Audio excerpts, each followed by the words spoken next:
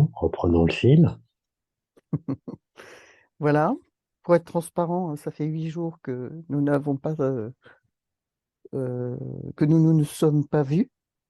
Et Mhm, non, donc nous reprenons là le sujet sur le vide, passionnant, mhm, tellement passionnant que nous avons besoin d'un deuxième tome sur le vide.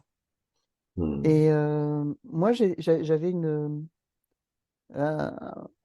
petite frustration parce que on avait dû s'arrêter sur au moment où j'abordais justement cet inconnu, donc le 1 UN est connu, c'est O2NU, que l'on peut trouver dans l'inconnu, dans le vide dans lequel on se lance quand on a un projet,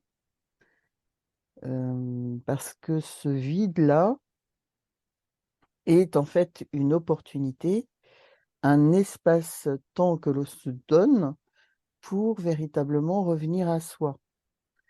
Et revenir à soi dans le sens où ce vide nous oblige à utiliser toutes nos capacités, toutes nos ressources, et on dévoile à ce moment-là des parties de nous qu'on a pu laisser dans l'ombre.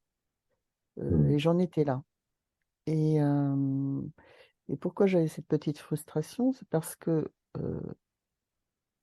euh, souvent les gens cherchent à l'extérieur d'eux-mêmes des solutions à des problématiques qu'ils peuvent avoir dans leur vie, alors que et se retrouvent dans ce vide qui les angoisse et qui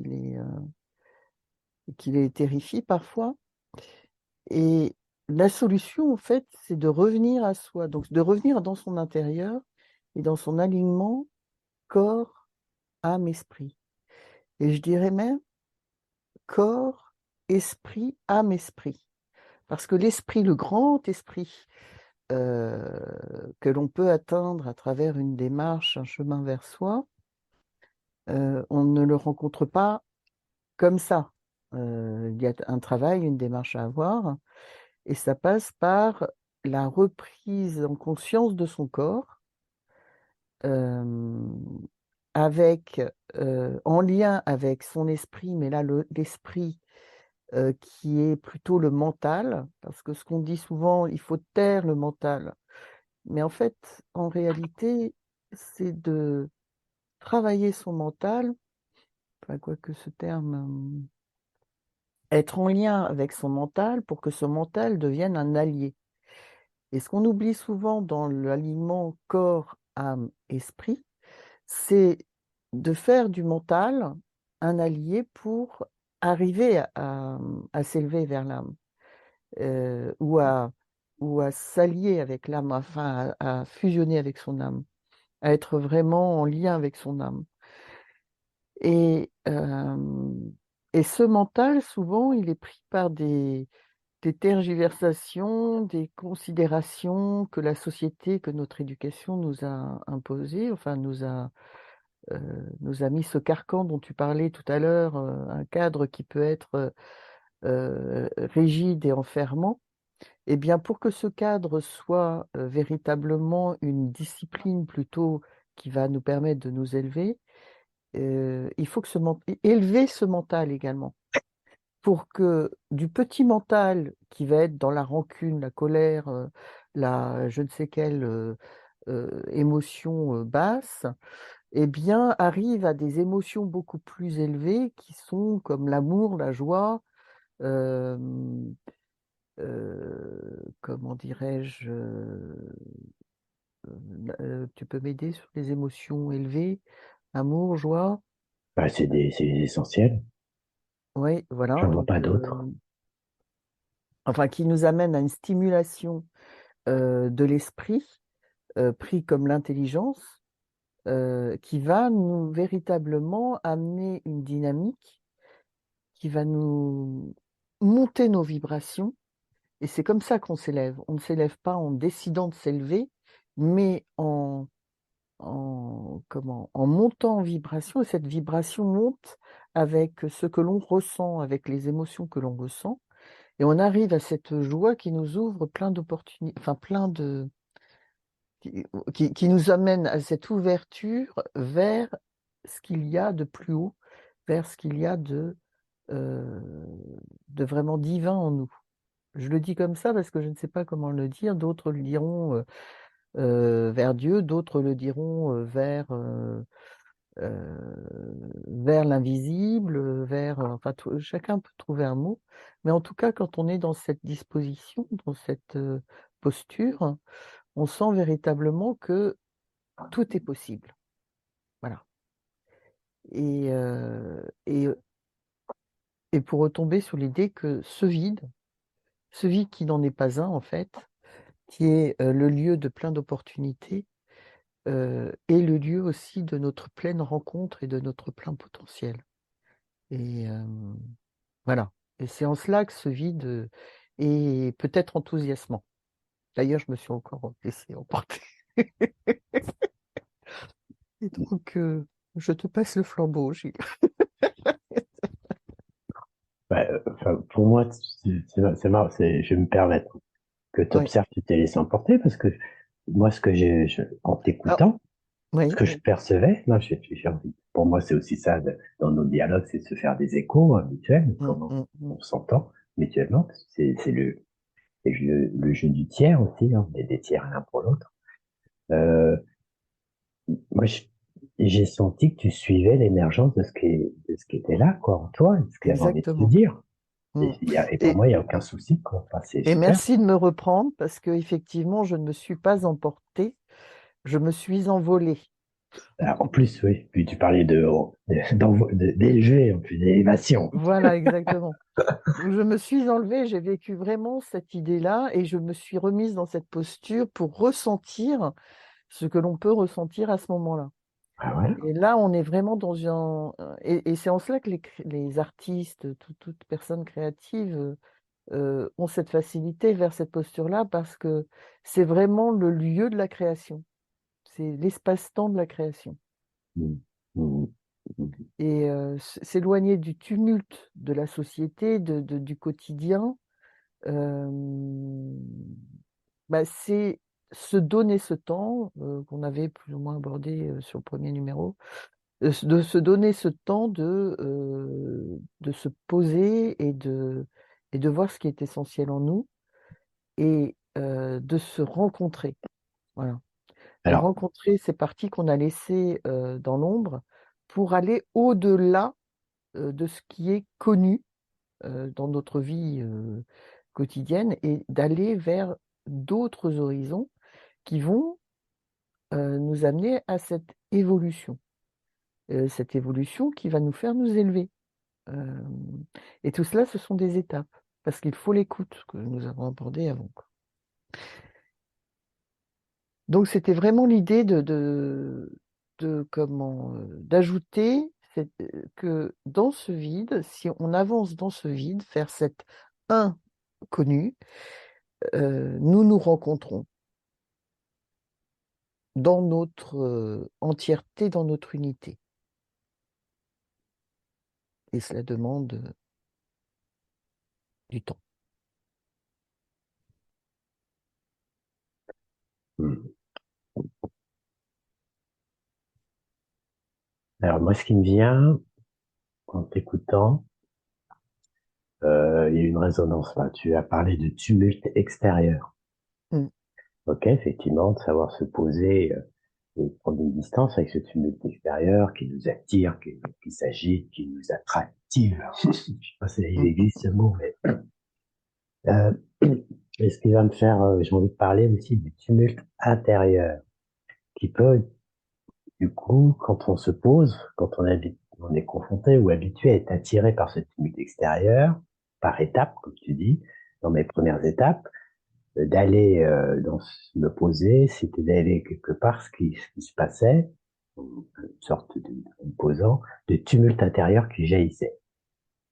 oui, Ça faisait du bruit, également. ça pensait. Oui, mm, Et pour pouvoir, et pour moi, c'est aussi ça qui fait qui m'a fait, et qui, je sais que ça peut faire ça aussi, peur du vide, c'est que si je me mets dans ce silence intérieur, je vais trouver du tumulte, tout mon tumulte dont je ne me suis jamais vraiment occupé.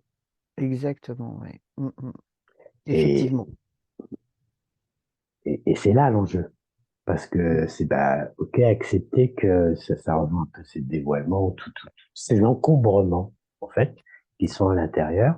Et c'est pas à pas, alors ça peut être avec soi-même ou accompagné par des approches de différents tiers, d'aller bah, s'occuper de ce tumulte et de refaire un peu, de remettre un peu d'ordre et de dégager de l'espace. Ouais, encore, on revient sur l'espace, de dégager des choses et faire une forme de tri, quoi. Voilà, pour aller, du coup, effectivement, pas à pas, rencontrer cet essentiel qui est derrière ce tumulte, tous ces encombrements. Effectivement. Alors, je vais paraître peut-être Vas-y. un petit peu. Mais alors, dans mon enthousiasme, Mhm. en fait, j'englobais la rencontre de soi vraiment. Et on se rencontre évidemment avec, mais ouais, c'est très bien ce que tu viens de dire parce que il ne faut pas qu'on ait l'idée que quand on est sur un chemin spirituel, tout est beau, tout est joli, tout est C'est facile. ça. Et, et effectivement, dans cette joie de se rencontrer soi, je parlais aussi, enfin, j'englobais aussi la partie d'ombre que l'on peut avoir, mais plutôt que de l'appeler partie d'ombre, ce serait de porter un regard d'amour sur les blessures que l'on a pu avoir et qui nous ont fait développer des réactivités, des réflexes qui sont plutôt négatifs pour nous et qui vont fausser nos relations avec nous-mêmes et avec le monde extérieur, avec les autres et avec le monde quoi, enfin avec ce qui est autre que nous. Et là encore, on trouve cette idée d'opportunité, que ça va être l'occasion de, de soigner ces blessures. Porter un regard, effectivement, et Voilà. avec tendresse, patience et une forme d'amour, effectivement. Quelque part pour atteindre cet amour. Voilà. Mais Et quelque part, on devient l'accompagnateur de soi-même. c'est ça, d'où le médiateur en soi. C'est mon projet, hein. Voilà. Ah, on, on boucle. Tout est logique. Quel bonheur. Ah bah oui. Logique dans le Parce que, logo. Le logos comment? est logique Voilà. et la parole est d'or. Mm. Oui, parce que certains pensent que la spiritualité, tout ça, c'est des choses bizarres qui ne sont pas logiques. Au contraire, ça donne ce sens que j'adore, qui amène cette plénitude et qui amène cette sérénité parce que tout est logique. Et quand on arrive à donner du sens sur des tumultes intérieurs, Mm. qui habite notre Mm. vide intérieur. Mais Mm. ce vide, encore une fois, comme on le disait dans le premier numéro tout au début, ce vide n'est pas véritablement vide. Il est rempli de quelque chose qu'on ne comprend pas. Mm. Et tant qu'on n'a pas compris cela, eh bien, il nous manque des éléments pour véritablement utiliser toutes nos capacités. Et donc, rencontrer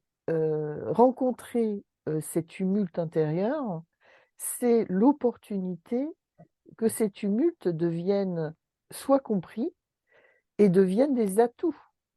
Parce Ouais, qu'une fois qu'on... Pardon, parce qu'ils ont quelque chose à nous dire. exactement. Et qu'une fois qu'on va comprendre pourquoi cela a créé des tumultes en nous, nous allons mettre le doigt sur des vulnérabilités qui vont devenir des atouts. Parce que ces vulnérabilités, on va euh, comment euh, comprendre pourquoi elles sont des vulnérabilités. Parce qu'à la base, nous sommes faits comme des êtres, j'allais dire, parfaits, bon, avec toute retenue pour que les gens qui sont déjà, se pensent déjà parfaits ne pensent pas qu'ils sont réellement parfaits. J'ai fait attention. Mais, mais que ce que je veux dire par ce parfait, c'est que normalement, nous sommes des êtres naturels qui avons un équilibre qui est parfait. Voilà, c'est plutôt l'équilibre. L'équilibre entre nos qualités et nos défauts. Et c'est un peu comme la beauté. j'aimais bien la réflexion d'une actrice qui avait dit, à qui on disait, mais vous êtes très belle, et que elle disait, oui, je suis un parfait mariage de tous mes défauts, en fait. Mariage, en plus, c'est joli. Voilà. Et Il y a pas de rejet. Elle est les voilà, épousailles, les fameuses épousailles de l'ombre et de la lumière. voilà, on accueille Mm. l'entièreté de son être, C'est ça. comme il est. Mm. Et c'est pas la pub quand machin. Donc, c'est dans la réalité, là. Quand on s'accepte comme on est, on arrive à cet état d'amour qui nous accueille dans une douceur infinie. Mm. Et, euh, et c'est là qu'on trouve la paix. Mm. Mm. Et oui, ça, c'est effectivement, c'est tendu vers cet accomplissement. Voilà, l'accomplissement, ça englobe tout ça, en fait. Mm. Qu'est-ce que veut dire accomplissement? C'est véritablement arriver à, à accueillir donc tout ce qui peut se présenter à soi, qui va prendre sens et qui va donner du sens à ce que l'on a déjà, euh, à ce que l'on a déjà pris conscience, et qui va fusionner avec ce nouveau, mais qui n'est pas nouveau en fait. C'est juste quelque chose que nous n'avions pas, dont nous n'avions pas pris conscience justement. Et, et d'accueillir cette plénitude, tous ces éléments qui nous constituent en réalité vont va réaliser cet accomplissement de soi.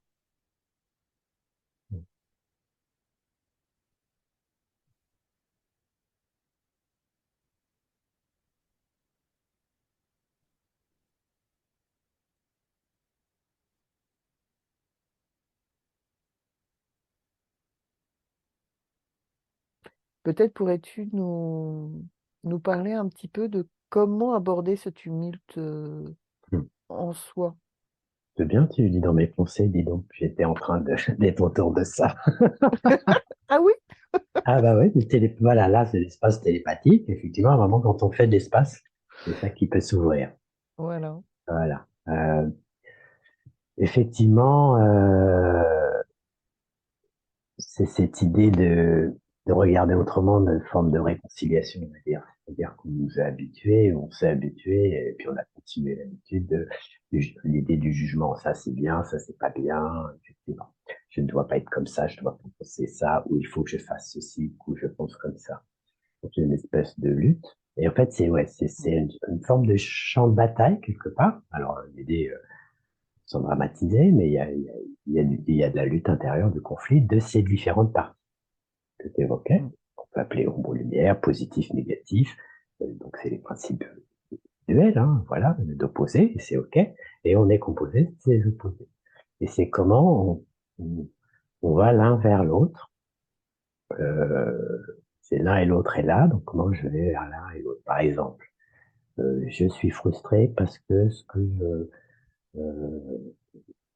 il m'était venu, enfin, non, je l'attrape pas comme ça.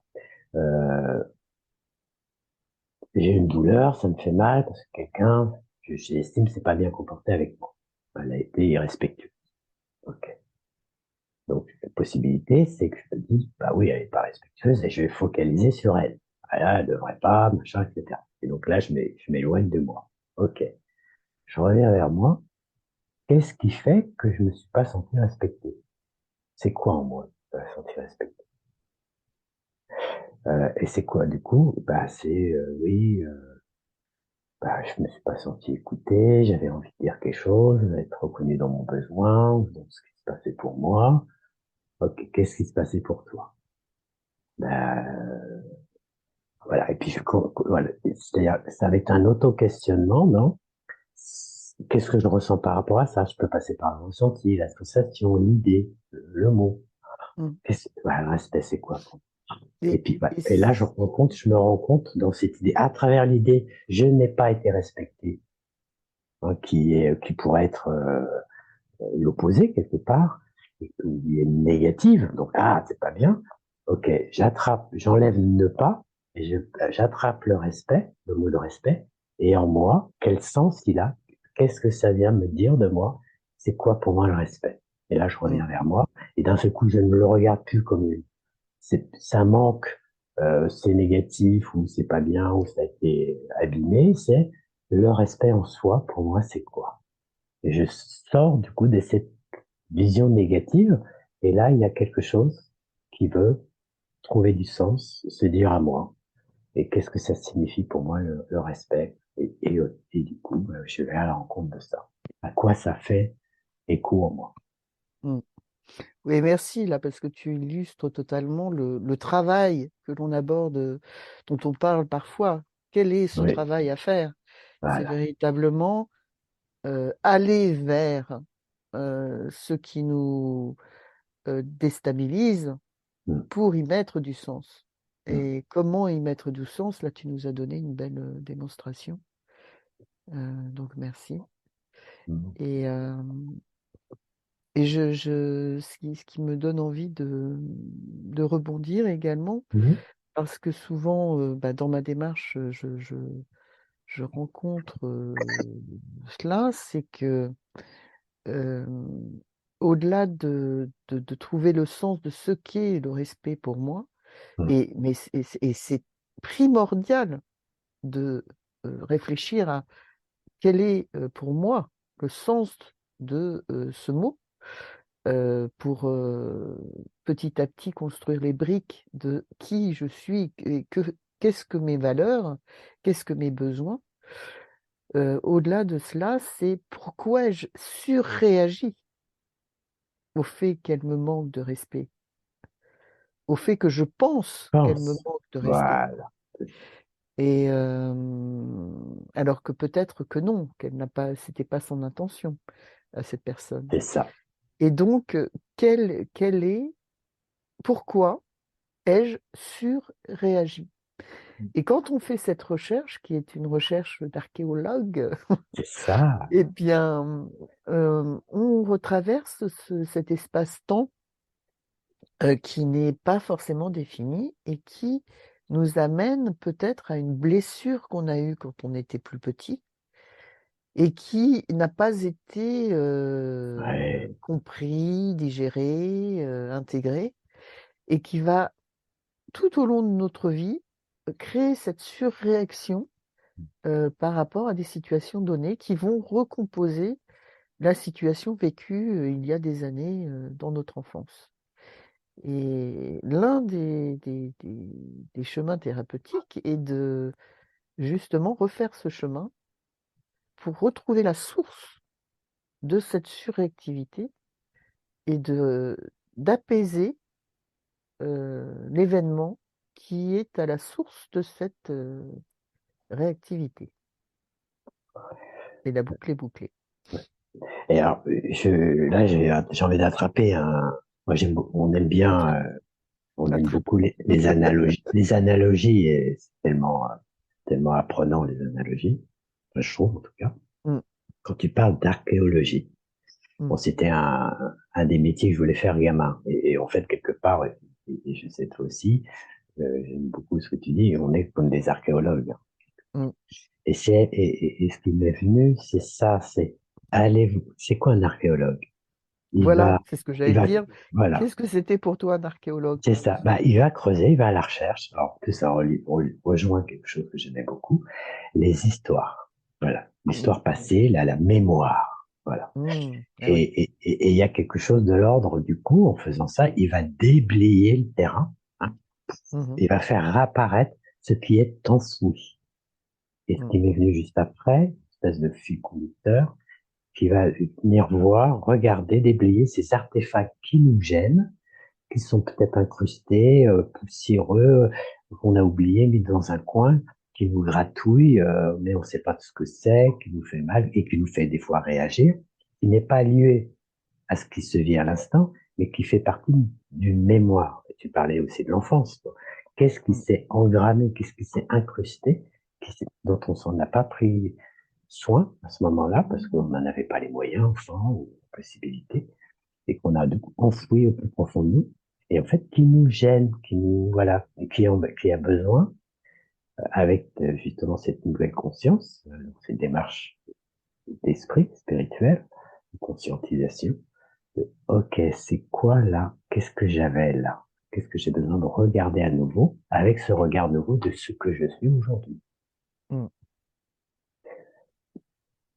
Et ce qui peut permettre, donc, de pousser l'idée de l'archéologue, euh, voilà, j'essaie de m'imaginer, hein, tant que je vois cet objet qui a marqué mon histoire, ok, je l'ai vu, je l'ai dépoussiéré, je l'ai nettoyé, hop, hop, il est là, ça y est, je m'en suis occupé, hop, et ben je peux passer à autre chose maintenant.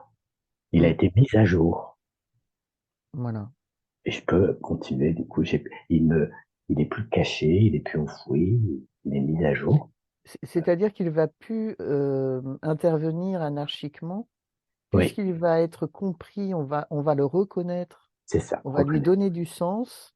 Ouais, Par la suite, lorsque les premiers prémices de son intervention vont apparaître, on va dire: «Ah, ça y est là, c'est ma blessure de ou ouais, c'est ma réactivité habituelle là qui réapparaît, donc attention là, je sais que si je continue, dans ce comportement, ça va, péter», par exemple. ouais, Et donc, je vais, développer, de nouvelles, postures, de nouvelles réactions, de nouveaux comportements qui vont faire en sorte que cette blessure ne va pas se rejouer à chaque fois.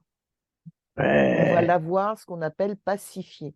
On c'est va ça. avoir pacifié ce champ de «bataille» entre guillemets, qui à chaque fois se jouait, à chaque fois que, les éléments de cette scène se représentaient à nous. C'est ça. Et en comprenant comment ça s'était, comment les rôles s'étaient distribués, comment la scène s'était jouée, eh bien, on ne retourne pas dans les mêmes travers. Alors, il y a autre Et chose qui me vient fort, oui, par contre, c'est ce que, dans la continuité de ce que tu dis, j'ai comme des images, mmh, toujours dans cette démarche d'archéologie, c'est comme un cabinet de souvenirs mmh que j'ai identifié. Et mmh, quand une scène va se rejouer, plutôt que de la subir, de y répondre malgré moi, c'est-à-dire, hop, je me tourne vers ce cabinet. Ah, ça ressemble à cette partie-là que j'avais ressortie, qui était de cette époque. C'est cet objet que j'ai identifié. Quand on appuie là, ça veut dire ça. Ah ouais, mais là, c'était le passé, donc ça y est, je l'ai identifié. Eh bien, je ne le subis plus, je l'ai identifié. Je peux revenir vers la situation. Ah ouais, mais là, on n'est plus à la même époque, on n'est plus au même moment. Ça y est, je m'en suis occupé. Plus besoin. Enfin, j'ai plus besoin de réagir à ça. voilà. Et alors, si je réagis encore, eh bien, cela veut dire que je n'ai pas totalement Dégager le terrain. compris, voilà, je n'ai pas compris totalement, Sympa. ce qui se jouait là. C'est ça. Et dans l'idée d'archéologue, parce que bon, si je te dis que ça faisait partie d'un des métiers que je voulais faire, Ah, pardon. ouais, ce ne serait qu'un point commun de plus. Enfin bref. Hmm. Dans l'archéologie, tu as Ouais. aussi cette idée de couche. Oui. C'est-à-dire que si tu vas trop vite, si tu déblaies trop vite le terrain, tu vas casser la poterie que tu devais peut-être, découvrir, tu Ouah, vois? joli. Tout à Et fait. donc, tu dois faire déblayer, la terre, mais avec un pinceau, c'est-à-dire avec Oui. délicatesse. Ah, Pas avec délicatesse. une pas pas avec une grosse pelle qui va tout casser, hein, qui va casser tous les indices. Donc c'est le fameux pas à pas que j'aime bien aussi. C'est pas à pas, tu vas vers la compréhension pour ne pas passer à côté de petites subtilités, qui, en fait, ont pris des proportions énormes. Ah, Parce que quand tu es enfant, tu es ce terrain, cet être nouveau qui découvre le monde et qui, pour qui tout est important. ouais, Même, une mouche qui vole, qui se c'est pose ça. sur ta main. C'est fascinant. Ouais, Donc quelque chose qui, en tant qu'adulte pris dans le tumulte de cette société, qui veut amasser, qui veut avoir, qui veut faire, eh bien, cette subtilité peut être anodine en fait. Mais pour l'enfant que vous étiez à l'époque où s'est jouée pour la première fois cette scène, eh bien, cette subtilité était primordiale.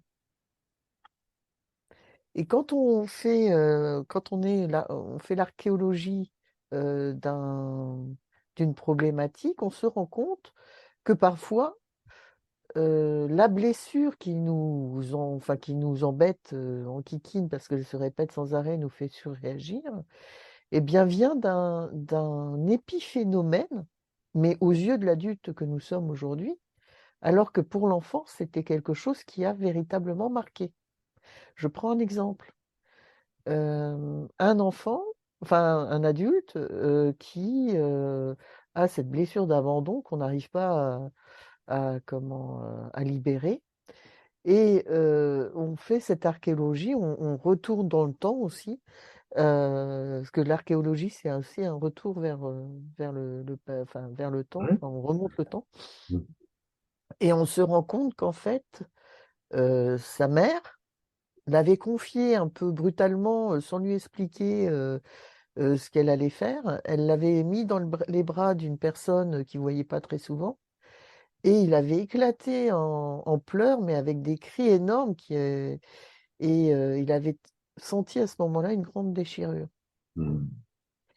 Et sa mère était partie sans lui dire: «Je reviens» ou je te laisse avec, une telle et je reviens tout de suite». Eh bien non, elle l'avait posé, puis elle s'était précipitée vers les personnes qui arrivaient et elle avait disparu de son champ de vision et donc il avait eu une énorme peur et il portait en lui encore cette peur.